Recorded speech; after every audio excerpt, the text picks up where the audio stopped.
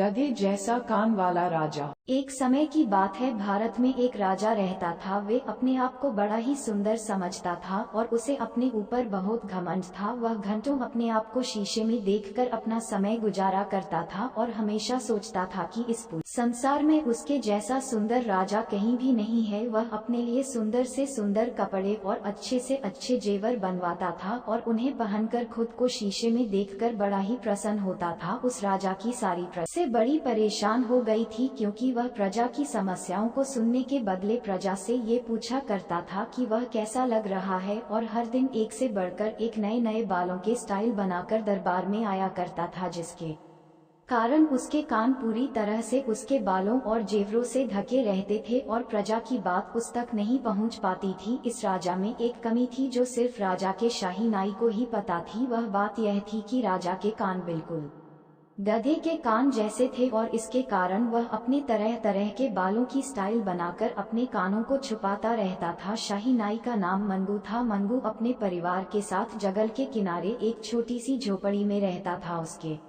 साथ उसकी पत्नी भी रहती थी, जिसका नाम था गंगा। मंगू को हमेशा ये डर लगा रहता था कि अगर उसने ये बात किसी को बता दी कि राजा के कान देखने में बिल्कुल गधे के कान की तरह है, तो राजा उसे जान से मरवा देगा, और अगर उसे नाई के पद से हटा दिया गया तो वह अपने परिवार का पालन पोषण भी नहीं कर पाएगा, क्योंकि मंगू को राजा के सिवा किसी और से मिलने जुलने का या उसके बाल काटने का भी अधिकार नहीं दिया गया था। राजा के बाल काटने के बाद वे चुपचाप अपनी पत्नी के साथ गांव के किनारे जंगल में बनी अपनी छोटी सी झोपड़ी में रहता था। मंगू इस डर से कि कहीं उसके मुंह से ये बात निकल ना जाए, राजा के कान गधे की तरह है, वह खुद भी किसी से नहीं मिलता था। यहाँ तक कि यह बात छुपाते छुपाते वह ना ठीक से सो पाता था, ना ही खाना खा पाता था। वह बड़ा ही दुख भरा जीवन बिता रहा था। उसका ऐसा हाल देखकर एक बार उसकी पत्नी गंगा ने कहा, आखिर तुम्हें क्या हो गया है? जब से तुम शाही नाई बने हो, ना ठीक से खाते हो, ना पीते हो, ना ही कहीं जाते हो। ज्यादातर समय हमारे घर के पास बहने वाली नदी को देखने में बिताते हो। पहले जब तुम शाही नाई नहीं थे तो हम ज्यादा खुश रहते थे, कम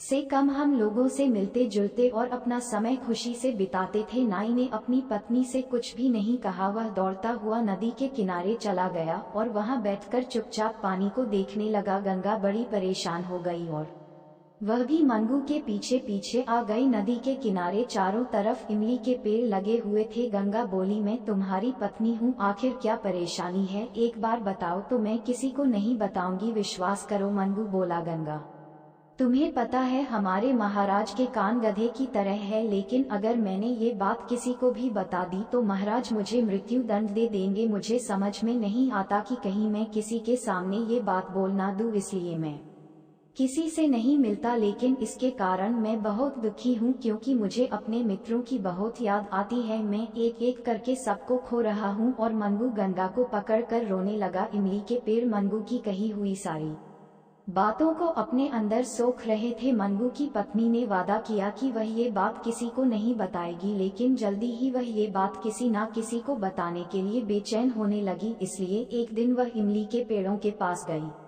और वहीं पर चुपचाप धीरे धीरे पेड़ों को गले लगाकर कहने लगी कि तुम्हें पता है राजा के कान गधे की तरह है। और इस तरह से ये बात पेड़ों को बताने के बाद उसका मन शांत हो गया और वे अपने घर वापस आ गई। कुछ ही दिनों में शाही उत्सव आ गया और ड्रम बजाने वाले अपने अपने ड्रम लेकर महल के चारों तरफ खड़े हो गए और जोर जोर से ड्रम बजाने लगे। लेकिन यह क्या हुआ कि ड्रमों के अंदर से एक ही आवाज आने लगी, राजा के कान गधे की तरह है, राजा के कारण गधे की तरह है, राजा के कारण गधे की तरह है।